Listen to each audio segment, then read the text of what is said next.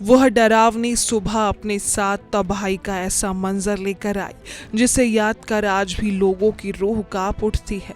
नेपाल चीन सीमा के करीब तिब्बत के पहाड़ी हिस्से में अचानक एक भीषण बर्फीला भूस्खलन हुआ, जिसके दबाव से वहां बनी एक विशाल ग्लेशियल झील अचानक फट पड़ी। इस प्राकृतिक आपदा के कारण पानी और बड़े बड़े पत्थरों का अनियंत्रित सैलाब सीधे भोटेकोशी नदी के रास्ते नेपाल की सीमाओं में दाखिल हुआ।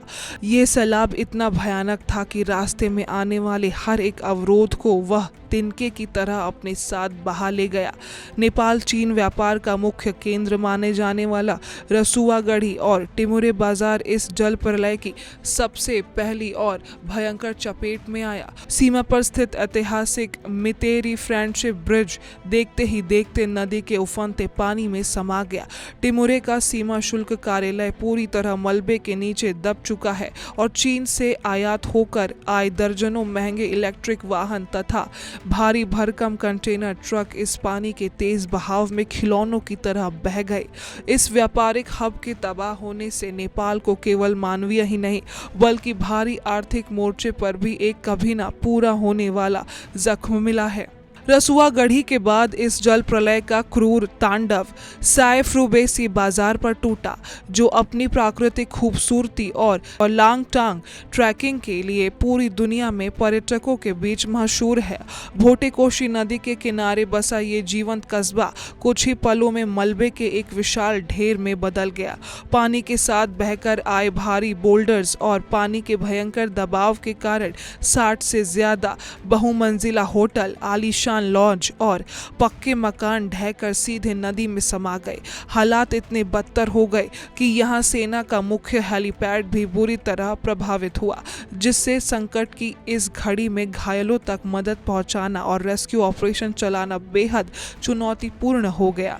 इसके ठीक बाद ये उफनता हुआ पानी आगे बढ़कर त्रिशूली नदी तंत्र से जा मिला, जिससे नुवाकोट के त्रिशूली बाजार और बेतरावती इलाके में भी तबाही का ऐसा ही खौफनाक मंजर देखने को मिला।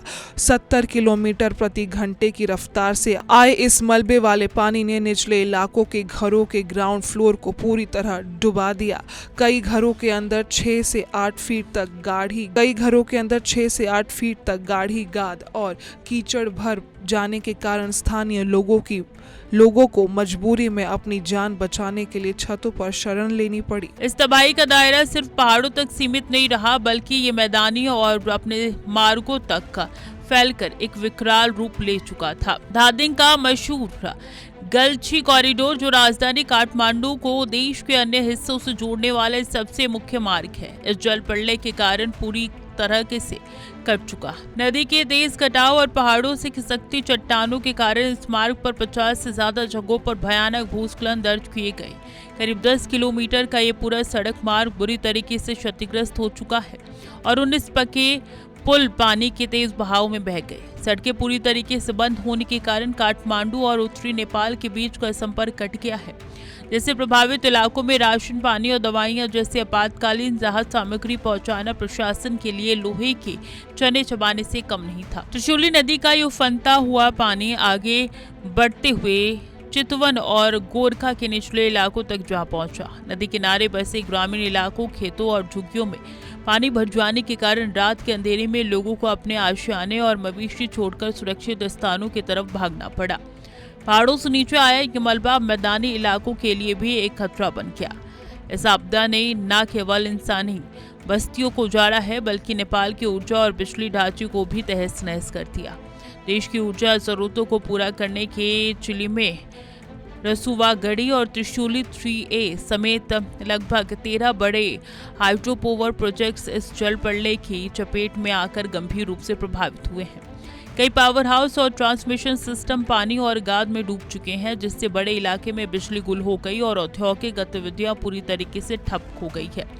इस भयंकर हादसे में अब तक करीब 150 से ज्यादा लोगों के काल के गाल में समाने की दुखद खबरें सामने आई हैं, जबकि सैकड़ों लोग अभी भी लापता हैं। लापता लोगों में पवित्र मानसरोवर यात्रा पर गए भारतीय तीर्थयात्री भी शामिल है, जिनकी सलामती के लिए उनके परिवार वाले भगवान से प्रार्थना कर रही हैं। वर्तमान में नेपाल सरकार और स्थानीय प्रशासन के सामने सबसे बड़ी चुनौती न केवल मलबे के नीचे दबे लोगों की तलाश करना है, बल्कि टूटे हुए पुलों और रास्तों को बहाल करना, बिजली और संचार व्यवस्था को पटरी पर लाना और शिविरों में रह रहे हजारों बेघर परिवारों तक भोजन तथा चिकित्सा सुविधाएं पहुंचाना है। इस कठिन समय में पड़ोसी देशों की तरफ से आपातकालीन भी घोषित कर दी गई है। नेपाल में ग्लेशियल झील फटने और बर्फीले भूस्खलन के कारण आई भयंकर बाढ़ ने रसुआ, नोवाकोट, धांधिंग, चितवन और गोरखा में भारी तबाही मचाई है। इस महाजल प्रलय में घर, होटल, सड़कें और हाइड्रो पावर प्रोजेक्ट्स मलबे में समा गए हैं। हादसे में 150 से अधिक लोगों की जान चली गई है, जबकि सैकड़ों लोग लापता हैं। प्रशासन प्रभावित इलाकों में राहत और बचाव कार्य तेजी से चला रहा है। कैमरा पर्सन प्रेम के साथ मैं रिया सिंह, TV 100 नोएडा।